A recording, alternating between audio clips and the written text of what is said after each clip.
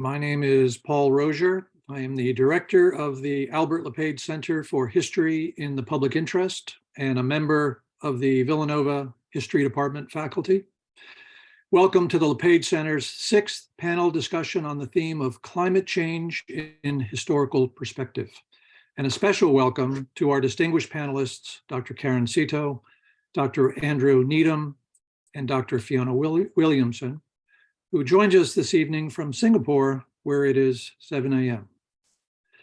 Before we begin, I first want to acknowledge the vision and support of Albert LePage, whose generosity allowed us to establish the LePage Center in 2017. And I want to thank Kevin Fox and Alvin Wong for helping to organize tonight's event. And finally, I want to encourage you to attend the LePage Center's final event of the academic year. Next Thursday, April 20th, we are hosting Katie Worth, the award-winning journalist for WGBH's Frontline series, who will discuss the research she conducted for her book, Miseducation: How Climate Change is Taught in America. This virtual event begins at 6 p.m. and requires advanced registration. To register, visit the LePage Center homepage. And now I'd like to turn the program over to my colleague, Dr. Caroline Murphy, who will introduce our panelists and then moderate the discussion that will follow their presentations. Please post questions to our panelists at any point via the Q&A function. A few words about Dr. Murphy. She is an assistant professor of history at Villanova, where she teaches courses on environmental history, architectural and urban history, and science and technology. She earned a PhD in history from MIT. Her research focuses on environmental management, state administration, and political economy in early modern Europe, with a focus on the Italian peninsula.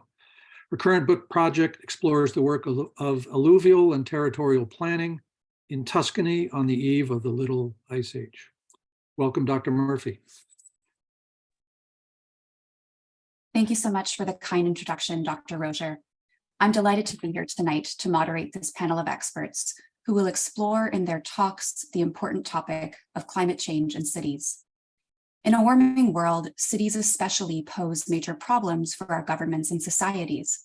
Urban settlements are major drivers of climate change, with their high population densities and concentration of industrial activity accounting, by many estimates, for approximately 70 to 75% of energy-related greenhouse gas emissions globally. Emissions-induced warming is also exacerbated by the urban heat island effect, of course, present wherever artificial surfaces of concrete, asphalt, and steel have replaced natural land cover and woodland. In addition to driving global warming, cities are also especially vulnerable to its worst effects. Following millennial patterns, the most populous urban settlements have grown up along the coasts of oceans and seas and the shorelines of rivers, aquatic sites that are and will continue to be uniquely vulnerable to the disastrous effects of sea level rise and other natural disasters.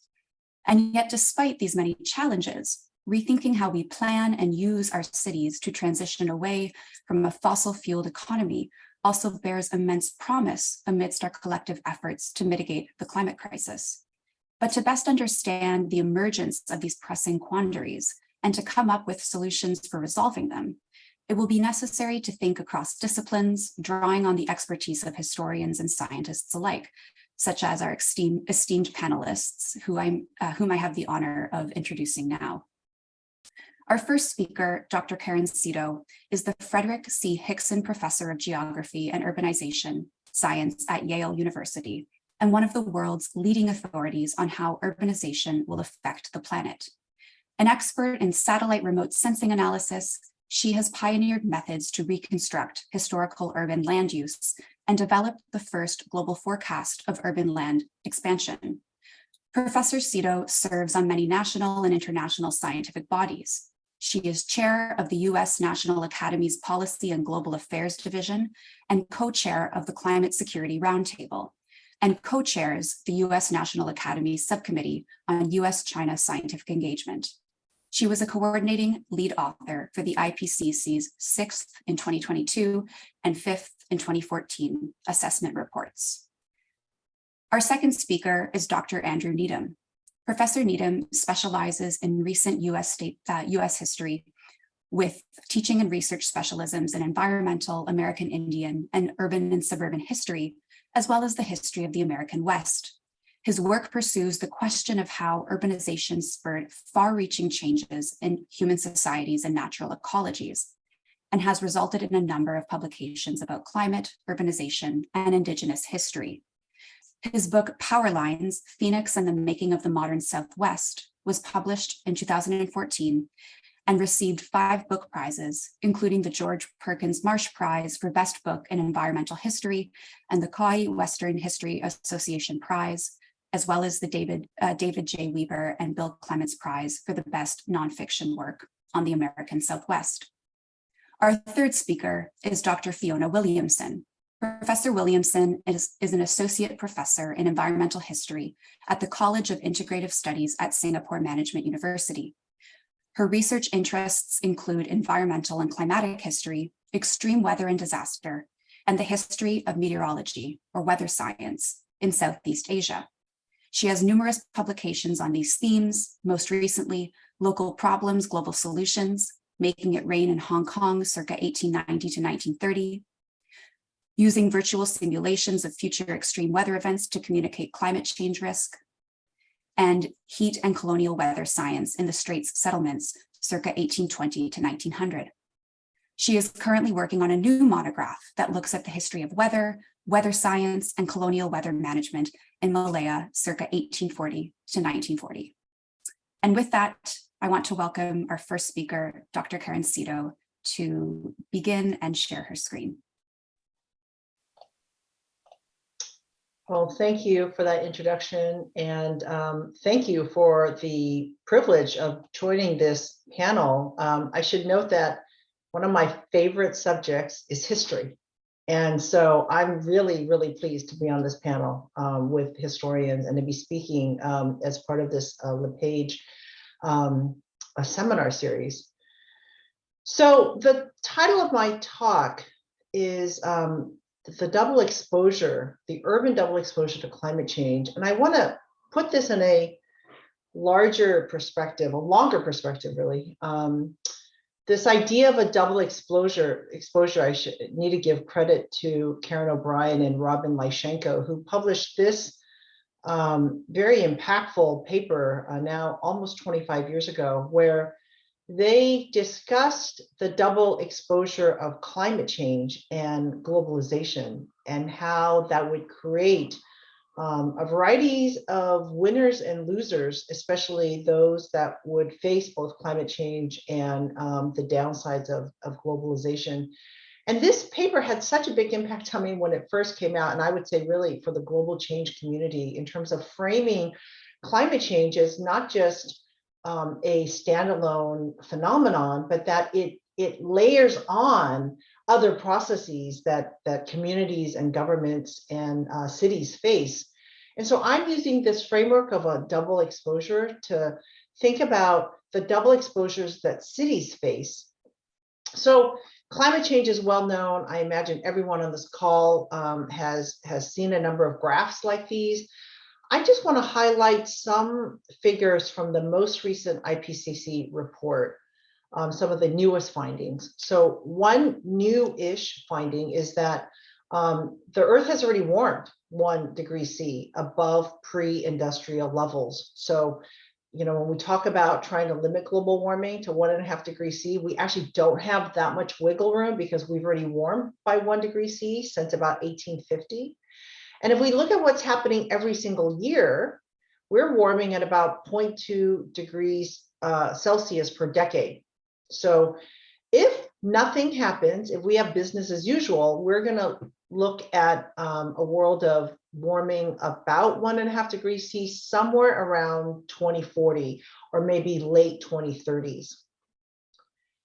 So there are 2 different conceptual pathways that we discuss in the report, in the IPCC report, about how we might limit global warming to 1.5 degrees C.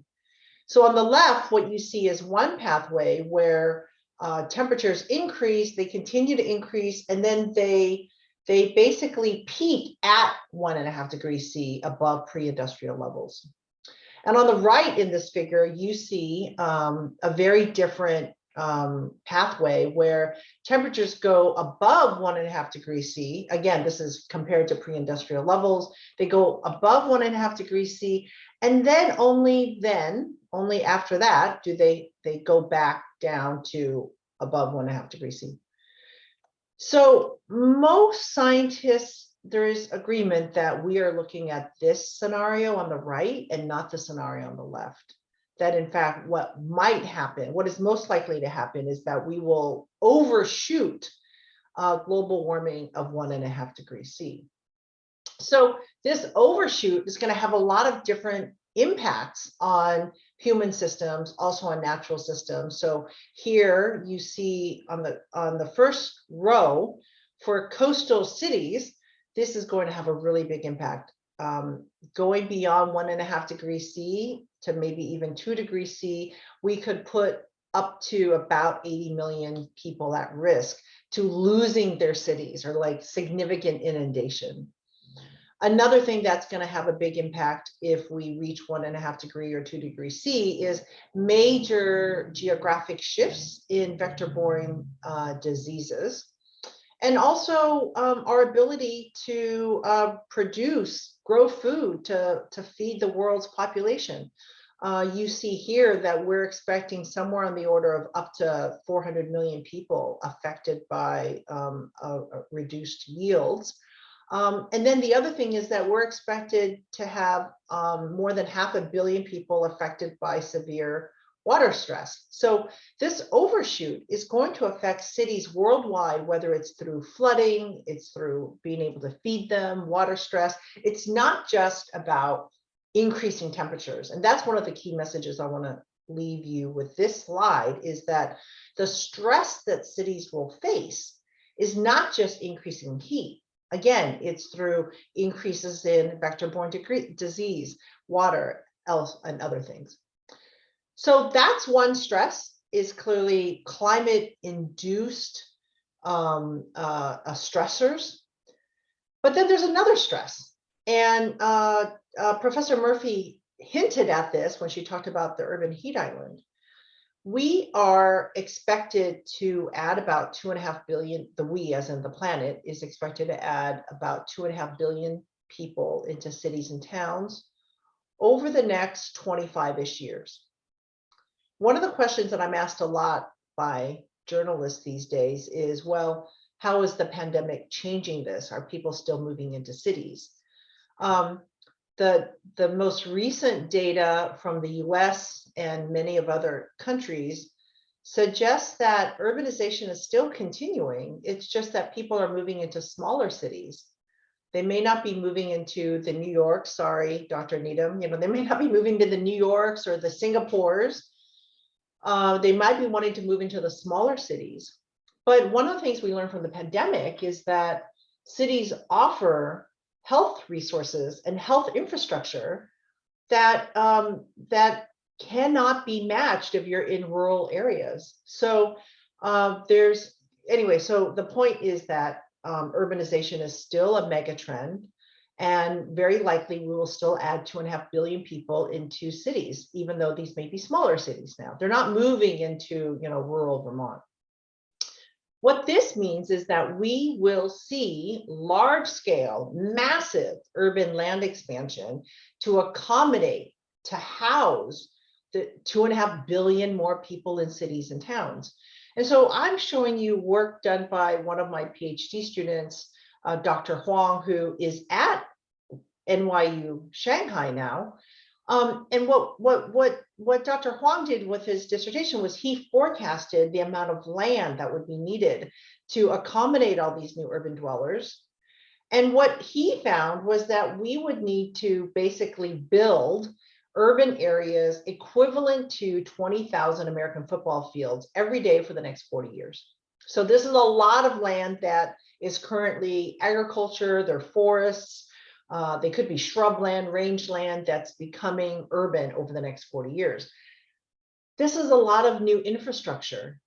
And what this will mean is that the urban heat island will be exacerbated by the fact that cities are expanding both laterally in terms of expanding outward, but also vertically. There's going to be all this new concrete, steel, and all this new anthropogenic sources of heat, such as cars, mopeds, air conditioning.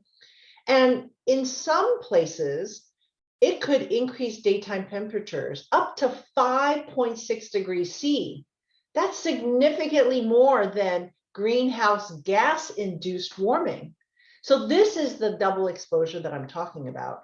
There's greenhouse gas induced warming that is driven by the use of fossil fuels, but then there's urban expansion driven warming that is driven by the increase of anthropogenic materials. Now, just like greenhouse gas emissions and climate change, this is not going to affect everybody equally around the world. What we see is that in the global south, this is actually going to have a really big impact, especially for poorer countries.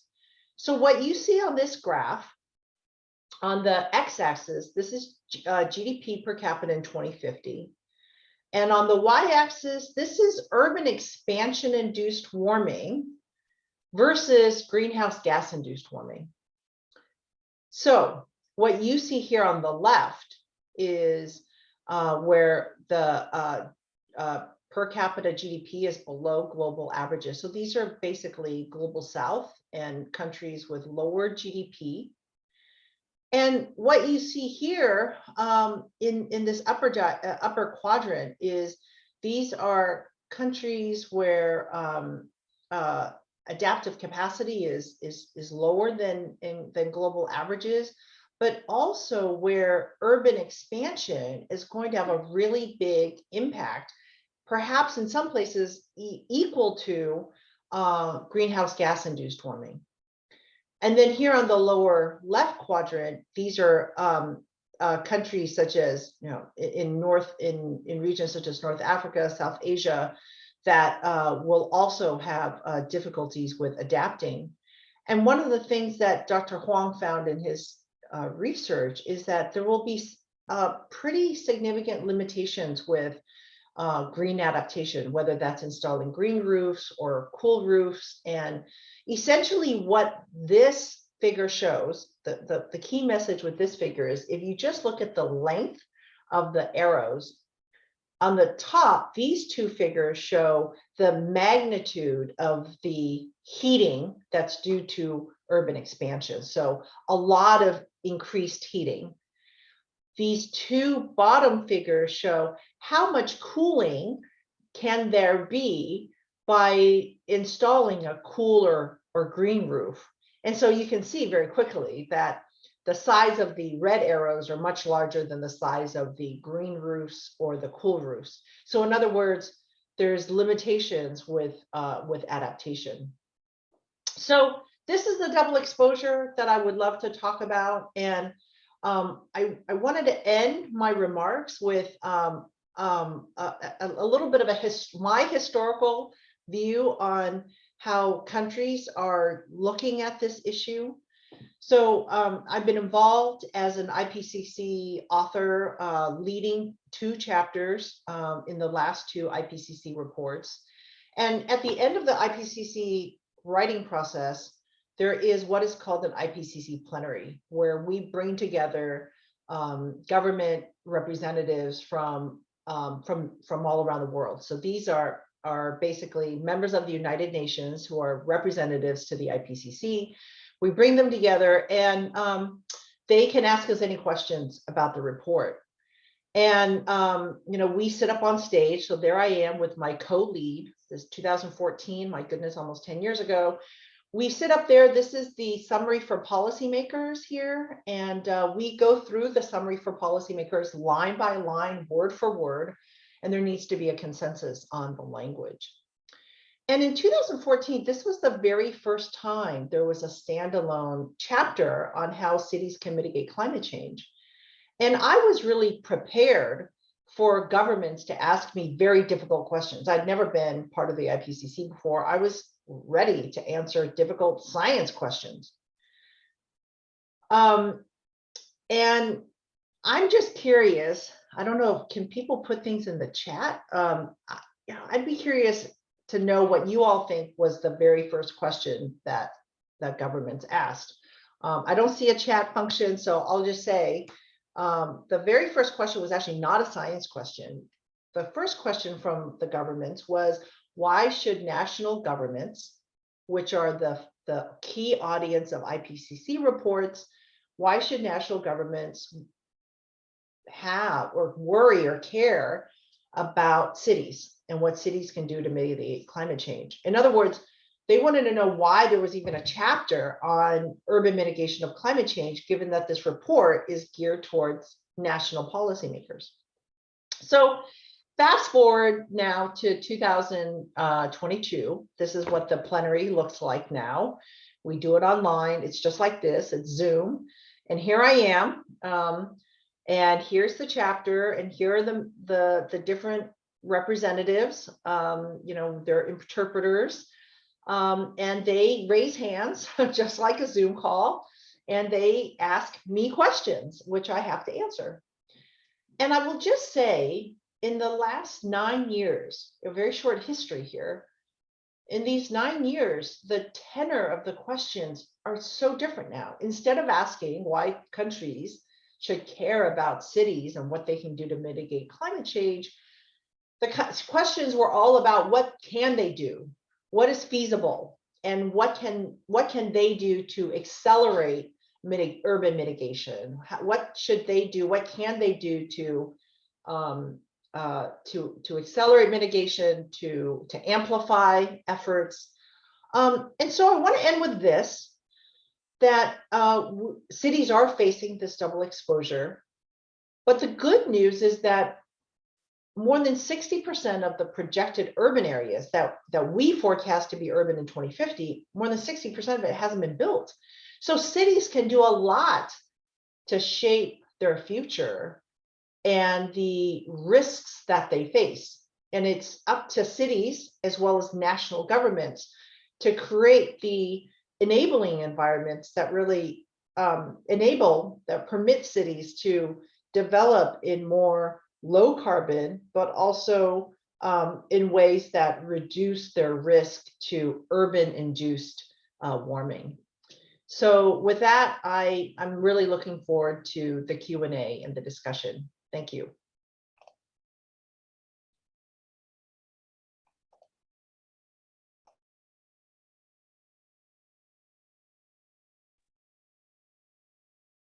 All right, shall I just go, Carolyn?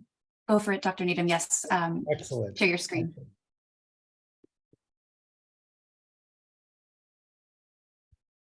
All right. Well, it's really a pleasure to be here.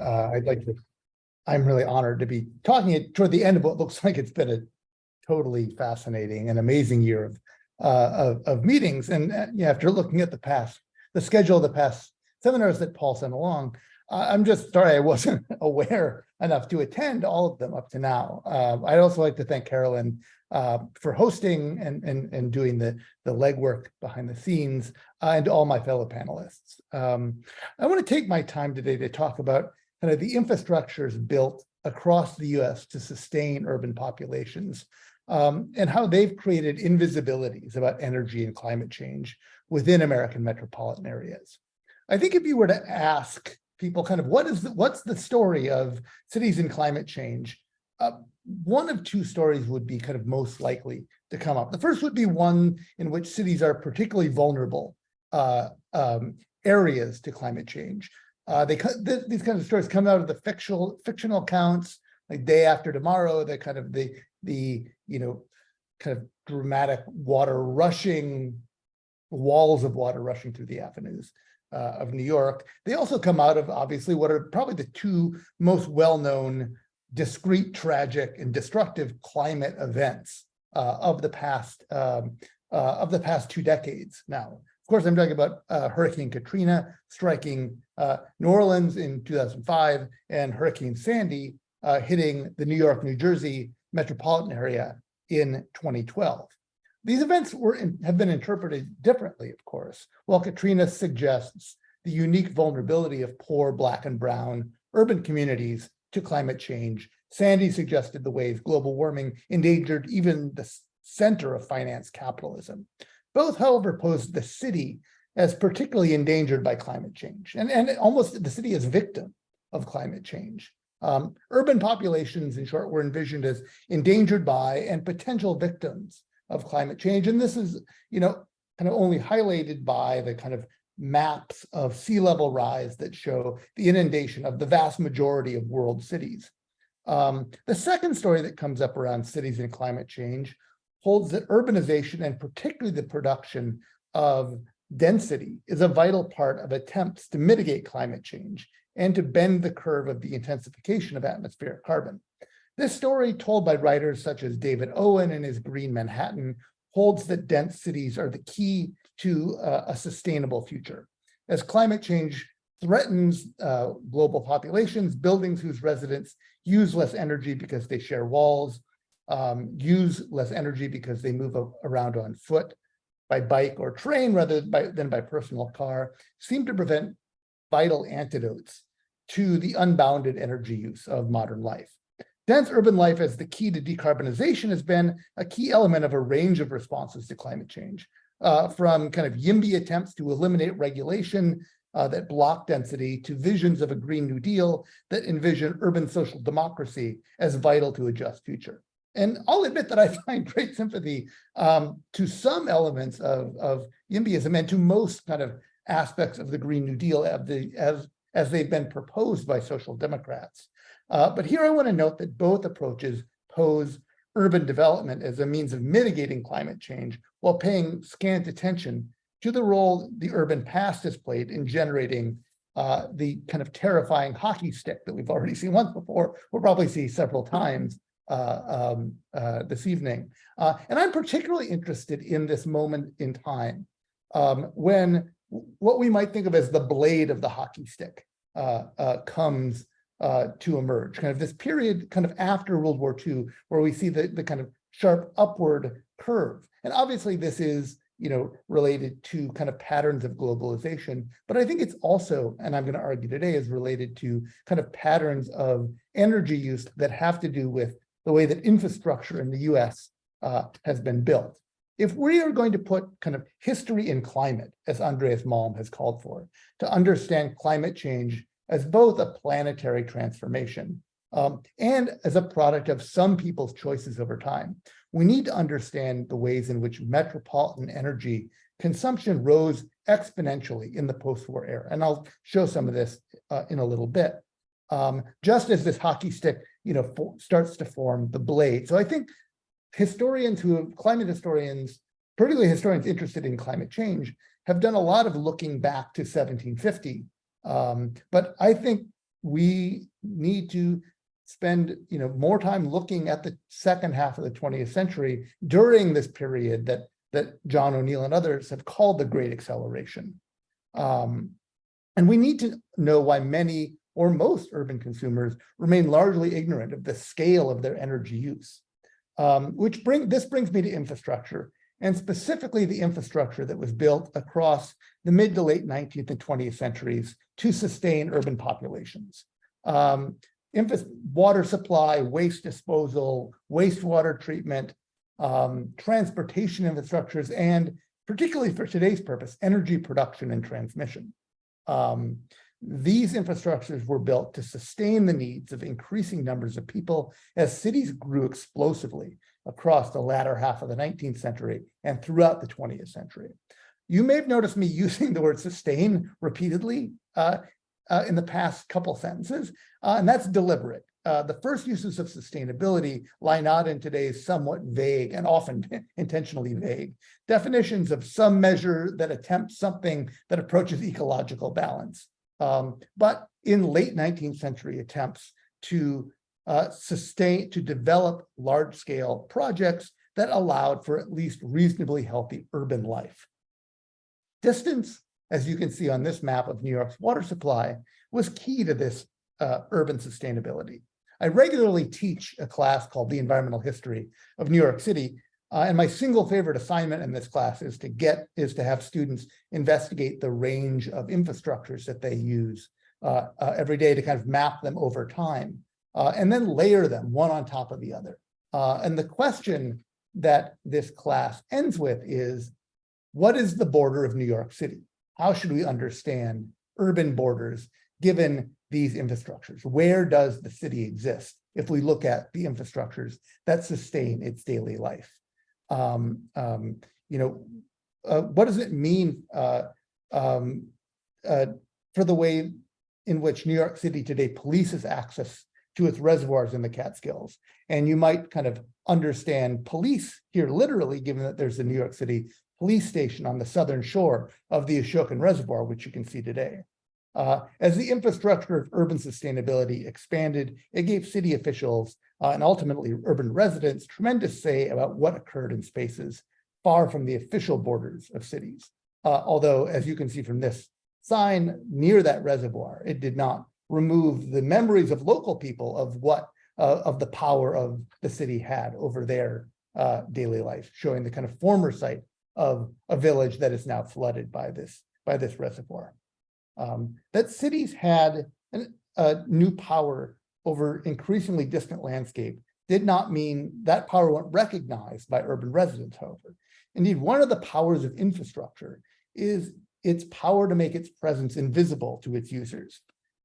When infrastructure is inaugurated, there's tremendous celebrations, a kind of parade in Union Square for Croton Water reached New York. One of my favorite photos I've ever found was the celebration in Los Angeles when Hoover Dam power reached Los Angeles, and giant Klieg lights were lit up from the top of City Hall. But once the products in the infrastructure are used in daily life, it becomes what William Cronin has called second nature, a kind of a virtually invisible, just like presence in kind of consumers' kind of daily lives. So even as it becomes invisible, its use intensified and infrastructure kind of grew and grew, requiring kind of engineers and agencies that manage that infrastructure to search for greater sources of supply. So that's what I'm going to turn to now. This process of the invisible intensification through kind of two stories of energy infrastructure. The first for natural gas supply in the mid-Atlantic and Northeast, which I'm working on right now. The second for electrical energy production in the Southwest, which I worked on in my book that Carolyn talked about in the introduction. So today, the so-called Acela Corridor and East Texas are understood as political polar. I mean, you almost couldn't imagine two places that are politically imagined further apart than this Acela Corridor between Boston and Washington, D.C. and East Texas, Northwestern Louisiana, places like this. They're also deeply linked through a network of pipelines that carry the vast amounts of natural gas that provide home heating and cooking fuel and feed natural gas power plants in the Northeast. This connection first took place during World War II, when Secretary of the Interior Harold Ickes convinced the War Production Board to build these two pipelines, Big Inch and Little Inch, stretching from East Texas and Southwest Louisiana to Linden, New Jersey. The belief being, these initially carried petroleum, the belief being that oil tankers were vulnerable to German U-boats, so pipelines would provide a much better alternative. After carrying naval fuel oil during the war, the pipelines were repurposed after the war to carry natural gas, which had proven difficult to ship by tanker and had literally been flared at the wellhead, so just burning natural gas off in the process of petroleum extraction. Quickly, natural gas, which burned without the mercury and fly ash of coal, became the preferred fuel for both cooking and power generation in the Northeast, including the massive Ravenswood power plant along the East River in Queens. And here you can see today's kind of network of pipelines that has kind of grown to kind of follow kind of the path laid by Big Inch and Little Inch, 6 additional new pipelines built to meet demand. And much of these have kind of integrated themselves into the new geography of fracking, kind of incorporating gas from Western Pennsylvania, from kind of further west in Texas, from some from Arkansas, some from Oklahoma. There's a pipeline that's not on this map that's in Oklahoma. So kind of incorporating the kind of massive production of natural gas with demand in the Northeast, including my own use. Today, you'll see that the vast majority, New York gets the vast majority of its electrical power, not from natural gas as its predominant fuel source. 90% of New York City's electrical supply. A lot of it burned locally within or immediately proximate to the city. So this kind of geography, which supplies the daily power that kind of New York lives on, the fuel that I use to turn my kettle on in the morning, goes kind of unnoticed and unused, even by people like me, who is literally writing a book about this, kind of gives only scant attention on a daily basis to where that gas comes from and who else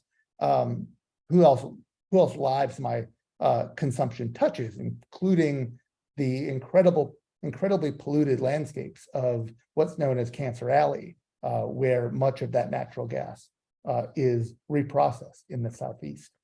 I'll go quickly through my second story, which is about the way in which coal, which was often thought of as disappearing in the post-war era, actually sees a dramatic intensification because of electrical use. In the Southwest, we mostly think of kind of large hydroelectric dams like Powell, Glen Canyon Dam, Hoover Dam as the things that generate electricity. In fact, for most of the post-war years, it's coal burned at power plants distant from the growing cities of the Southwest: Phoenix, Los Angeles, Las Vegas, Albuquerque.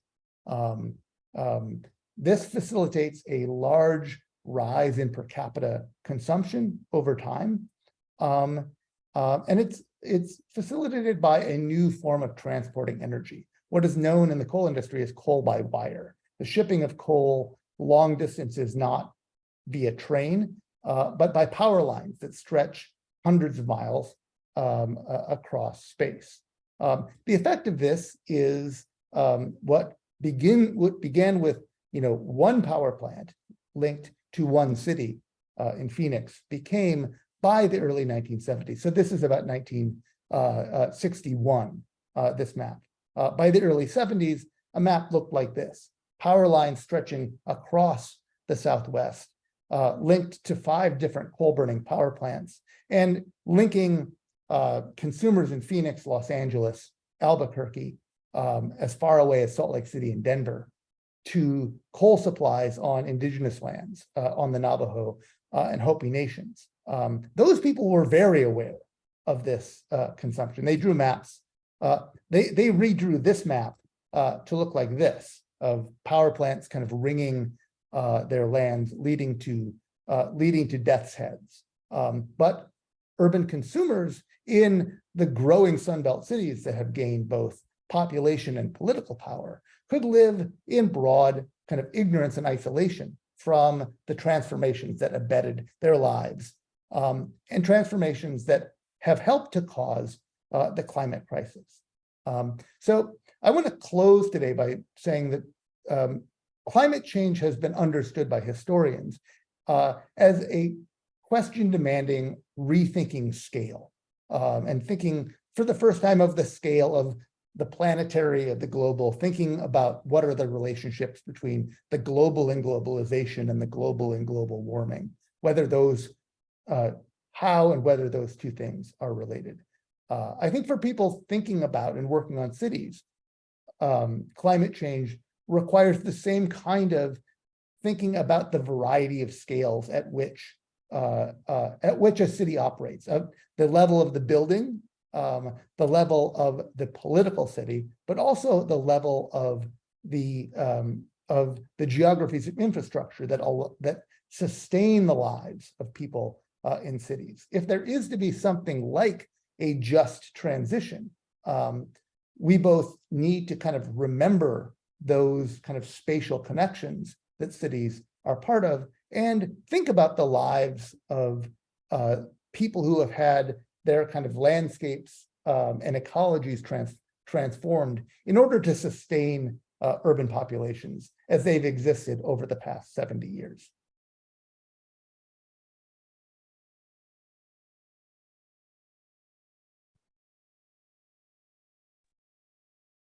Thank you, Dr. Needham. Please go ahead, Dr. Williamson. Okay, I'll just share my screen.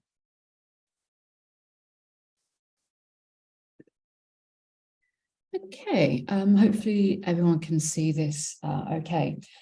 So I'm going to have a slightly different take on this question, and I'm going to be going slightly further back in time than our last two speakers. And I want to talk about the human environment nexus and vulnerability within cities.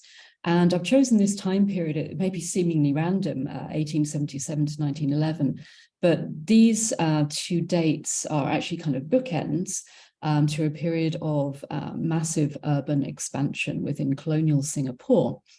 And they also mark two particularly major El Nino events. Now, these events are held out by scientists to be two of the kind of the most major, strongest El Nino events of this period.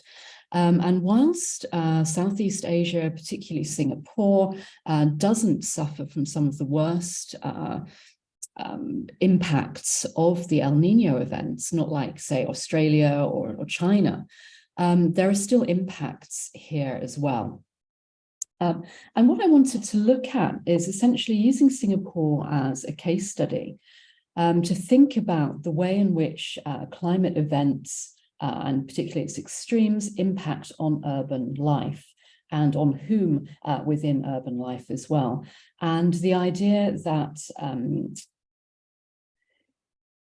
the meteorological event, the climatic event in itself, is actually not what causes the scale or extent of a disaster, but it's actually other factors on the ground to do with the management of the city, the urbanization, and so on, that actually causes the scale of the disaster. So I want to look at this kind of what I term as a nexus of kind of nature-inspired versus human-induced vulnerability to drought within the context of colonial urbanization during this period. So looking at, there was actually three events across this period, 1877, 1902, and 1911. There were more, but these are ones that particularly stood out as severe events that had an impact on urban Singapore. Now, in 1877, urban Singapore was only a couple of generations old.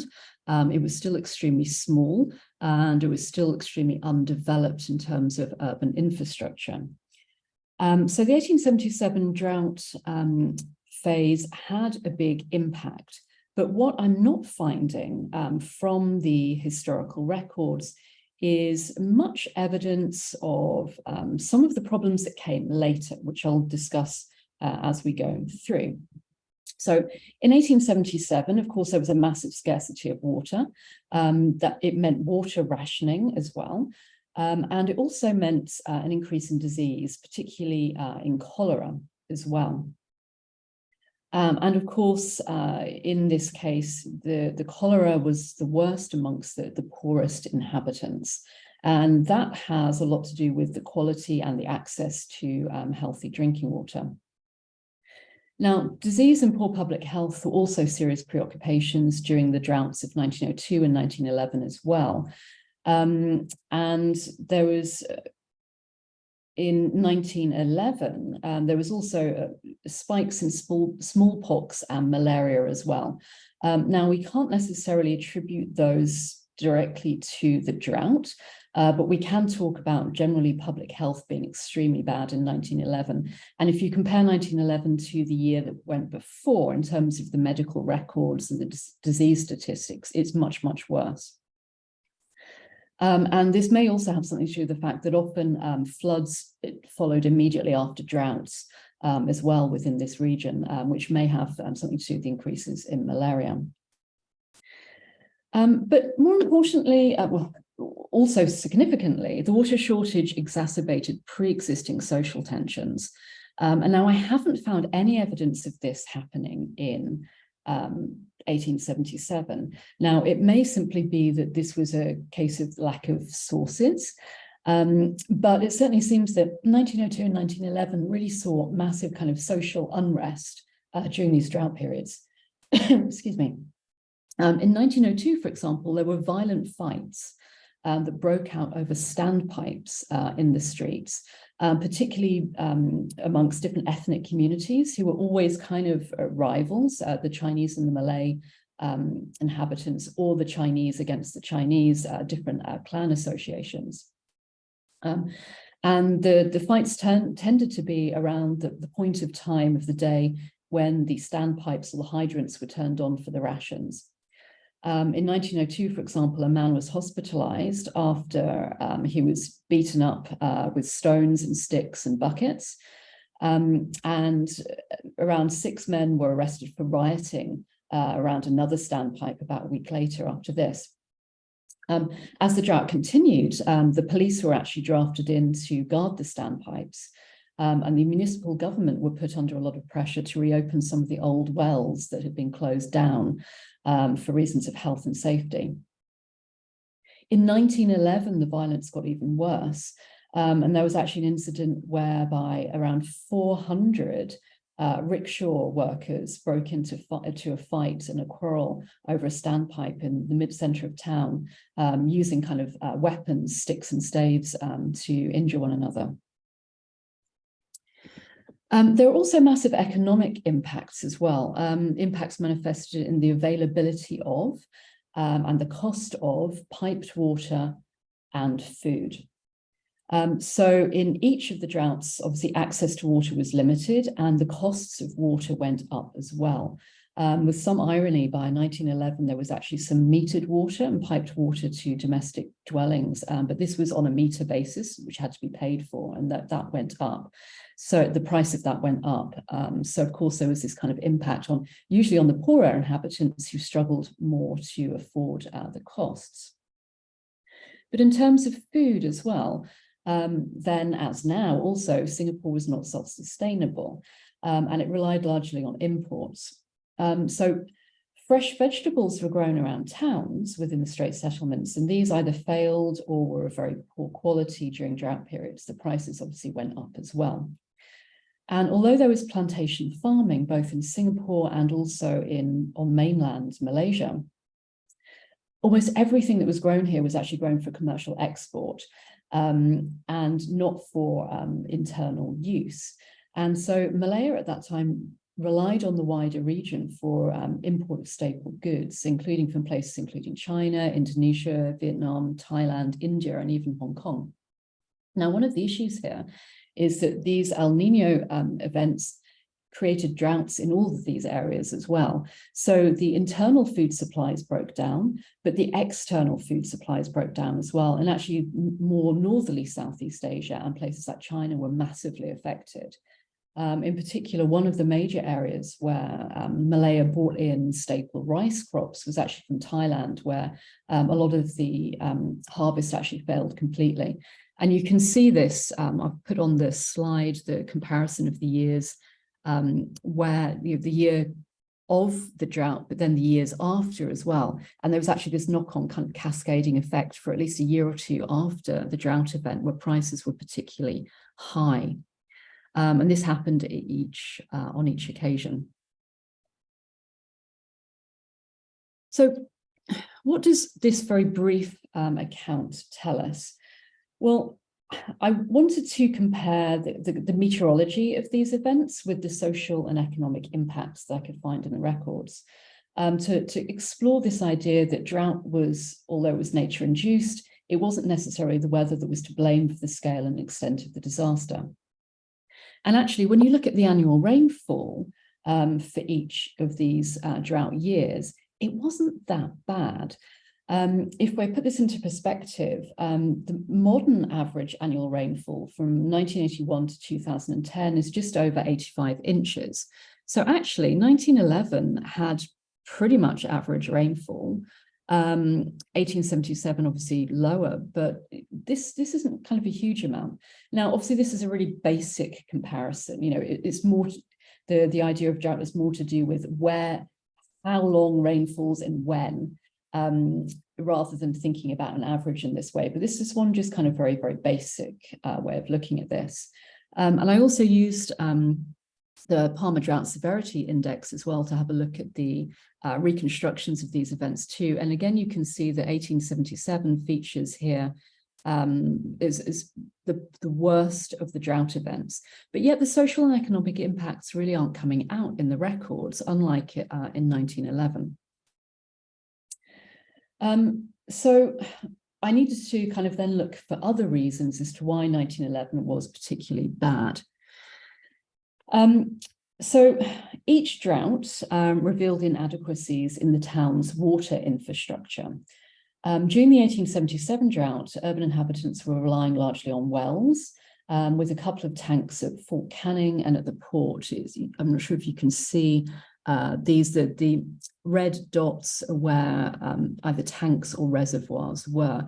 The most northerly red dot is the impounding reservoir at McRitchie Reservoir, which actually wasn't built in 1877. It was actually completed in December of 1877, so it wasn't working at that point in time. So the other three dots were the only available points at which there were water tanks or reserves in 1877. However, the town was way smaller at that point. You know, this is a map of 1911, and you can probably subtract that by half if we go to 1877. And certainly in the early 1900s, the scale and extent of population increase had been huge. So from kind of the 1880s to the 1940s, there was the steepest population rise in the urban areas of the Strait settlements, and this placed immense pressure on resources.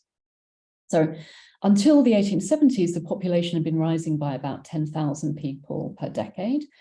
But from 1880 onwards, it rose by 100,000 people per decade. So all these people were coming into a town which basically didn't have the infrastructure. So by 1911, you've got this massive problem of overcrowding, insufficient housing, and just simply an infrastructure that didn't keep up.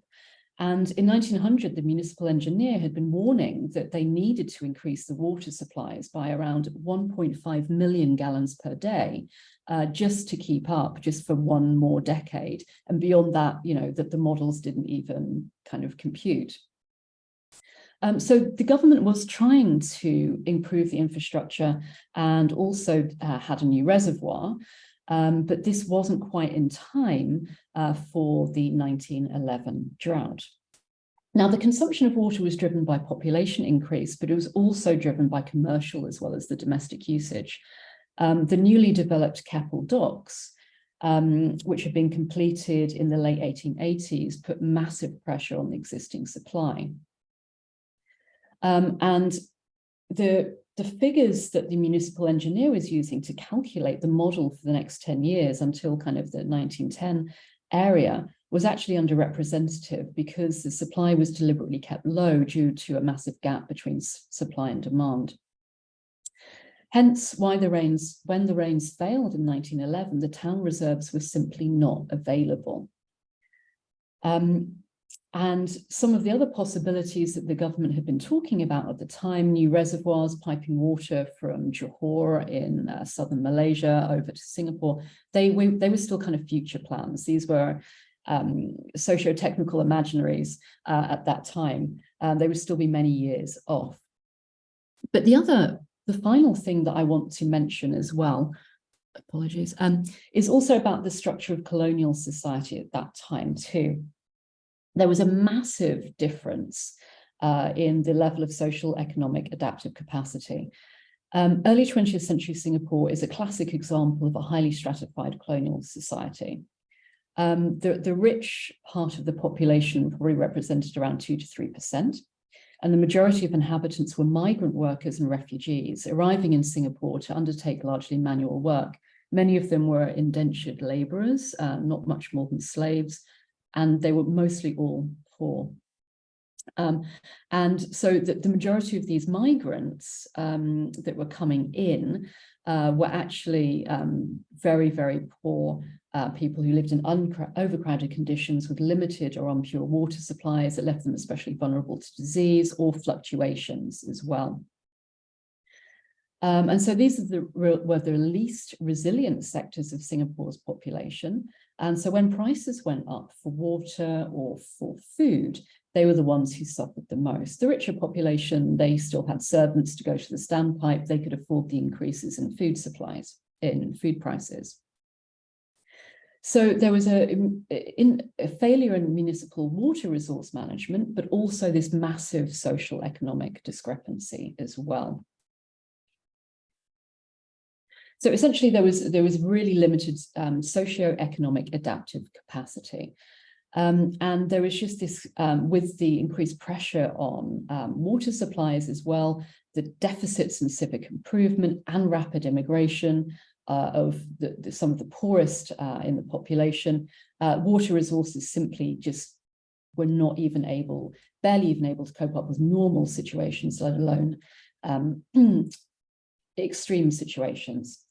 So just to conclude, I mean, this has been a really basic overview. There is more I could say, but I don't have time.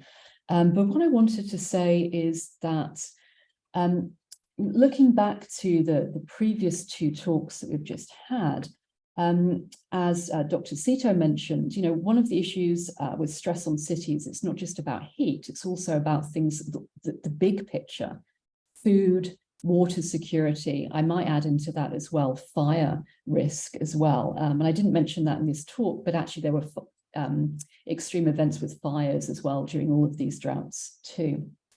And you know, this is one of the reasons why historic case studies can actually be used as a laboratory for testing scenarios, understanding how they play out and for whom they affect the most.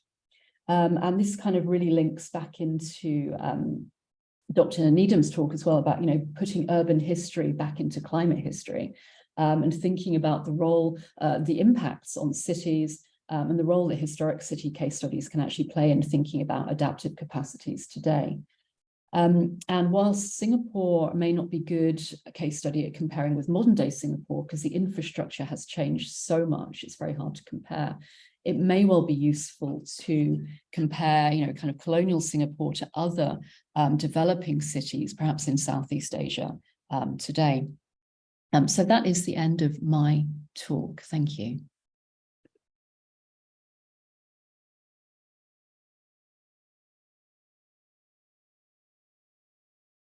Thank you so much, Dr. Williamson, and thank you so much to all of the speakers for their really informative talks.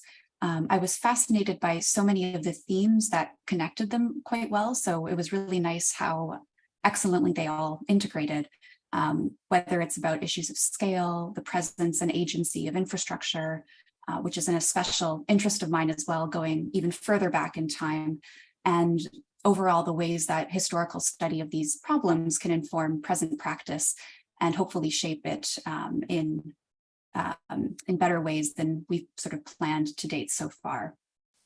So if any of the audience members have questions, please feel free to continue entering them into the chat. I do have a couple that I would like to kick off with. And this first question is for Dr. Seto. So I was very struck and inspired by the ways in which you outlined the IPCC report that you contributed to and authored, looking at this theme of climate change in cities from 2014 and how discussion of those interlinked topics increased from that point onward.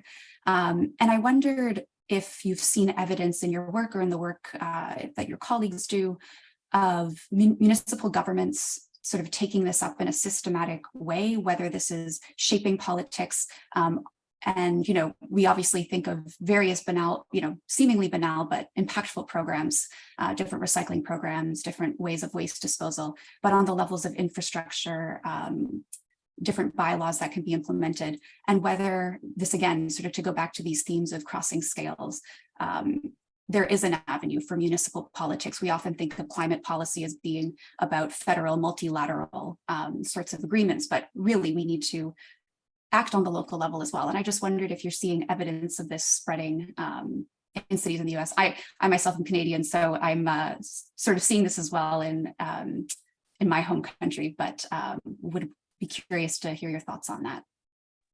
Yeah, well, thank you for the question. First of all, yes. So we are since the fifth assessment report, which was published in 2014, we have seen a significant increase in cities developing climate action plans all around the world. In the first phase of this, in the early 2010s, it was really the big cities, right? The New Yorks, the Shanghais, the Singapores that have these big programs.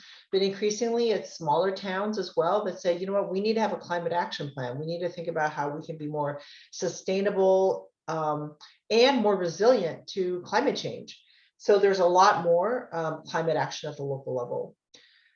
And yes, we're seeing that reports like the IPCC do end up trickling down to the local level.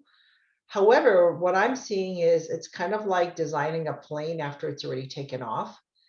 IPCC reports only come out every 5, 6, 7-ish years, maybe closer to 7-ish years.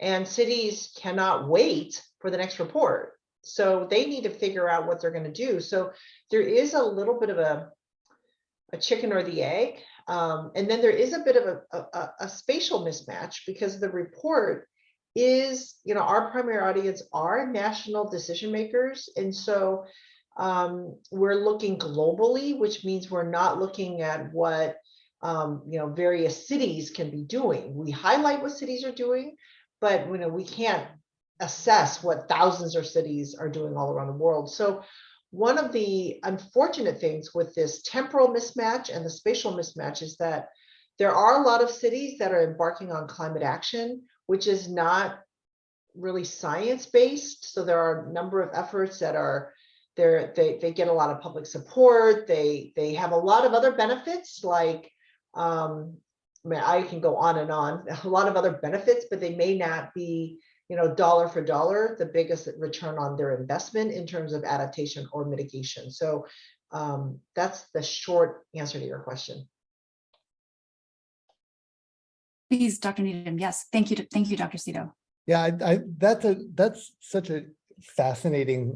Thinking about scale, that's such a fascinating kind of question, and I really like this kind of thinking about this mismatch between kind of national and local policy making, and even when kind of local governments do act, then there becomes so New York a few years ago passed what's known as Local Law 97, which is the leading kind of cause of greenhouse gas emissions in New York is buildings, and so Local Law 97, which was passed by the city council, required buildings of over, I can't remember the square footage, but it's large. It's basically large residential buildings to reduce their emissions in a kind of two-step process. One by actually next year by 40%, and then I think it's 2035 by I think it's 80% of what of what a kind of standard was. And so this is kind of a landmark local climate law targeted at, there's a lot of very big buildings in New York. The challenge comes with that kind of law with kind of buildings owned by large real estate companies are seeking to meet their goals by purchasing essentially carbon offsets. So, they are technically complying in theory, but not actually physically reducing their buildings' emissions. And then for buildings that are co-ops with kind of middle income kind of residents, they're kind of going to the city council saying, this will raise our assessments to such a level that we will be kicked out of our homes. So, then kind of, passing the law and then having the law figuring out a way for the emissions targets to not just become kind of financial mechanisms, is this, legal, the way that in kind of global capitalism, kind of material things become financialized, right? That's one of the other mismatches in dealing with kind of climate change, is actually not turning emissions just into a form of kind of into a tradable commodity, but to actually find ways to retrofit existing buildings and structures to have them emit less carbon. Mhm. Thank you so much, Dr. Needham. That's really fascinating. Thank you for these excellent answers and comments.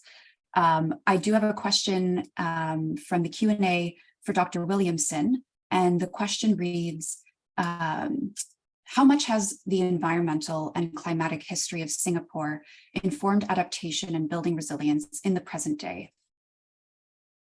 Okay, thank you for the question. I'm not sure that there is actually much of a connection here. It's funny you should ask this question, because I was actually writing something yesterday about the ways in which colonial cities were trying to adapt to the climate through either housing design which maximized airflow, or had things like louvered windows, vent bricks in order to maximize airflow and housing, but also in terms of urban design. And these are houses for the wealthier, but in terms of urban design as well, the British government were all about opening up back lanes, improving ventilation, improving airflow. Largely this was to do with reasons of health, but it was also to do with kind of delimiting heat, humidity, cooling the city down.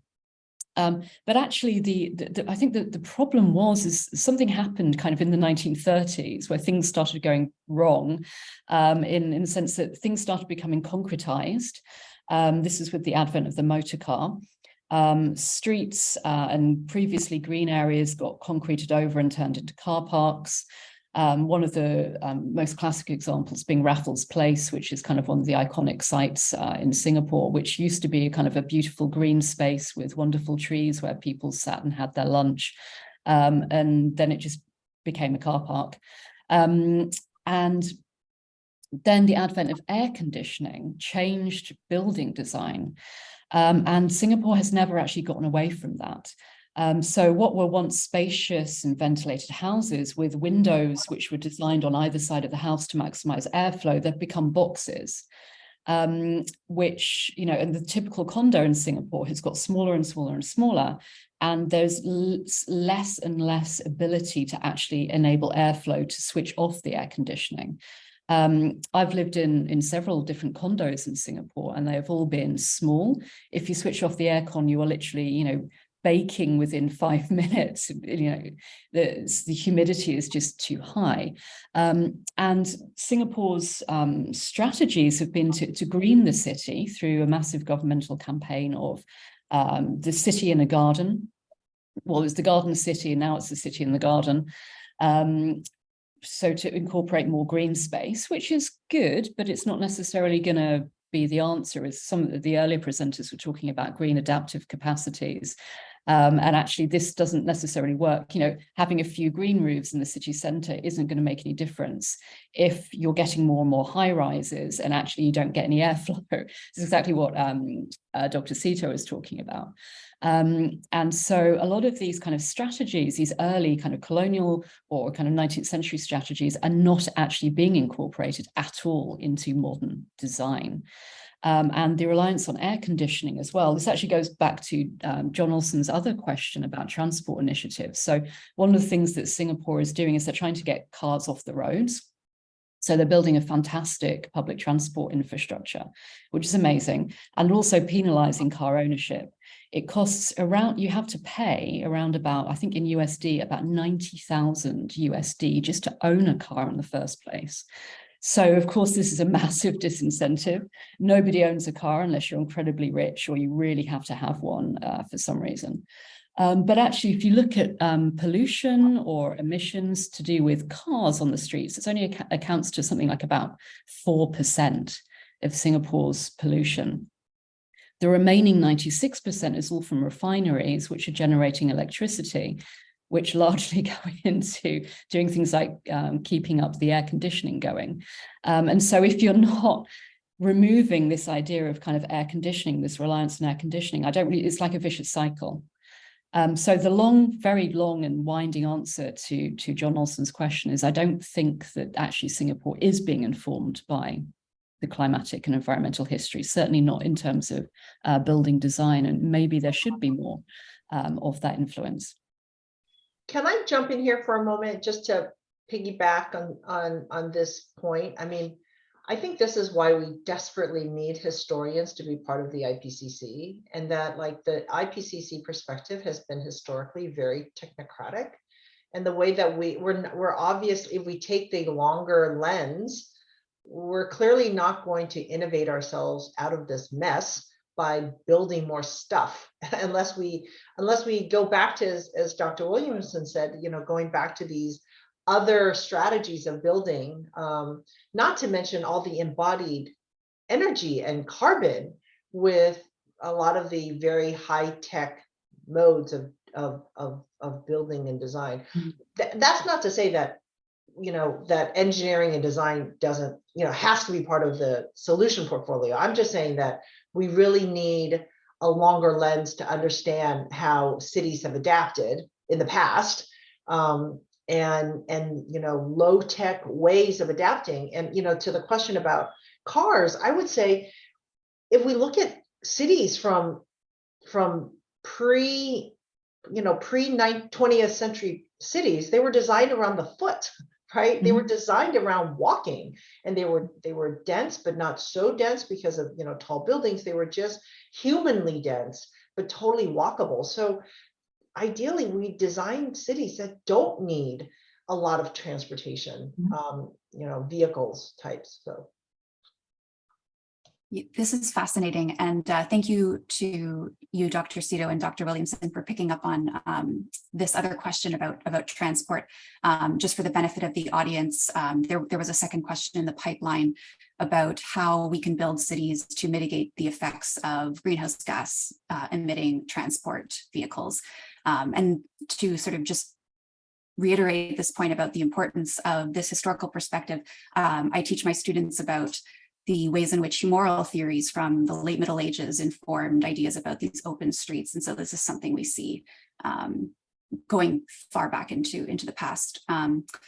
We are coming to the end of our time together, unfortunately, but I am really, really pleased and grateful that all of you came to speak on this important theme of climate change in cities today. Thank you to the audience for listening in and for the questions, and thank you to the LePage Center for organizing this event. It's great to see you all.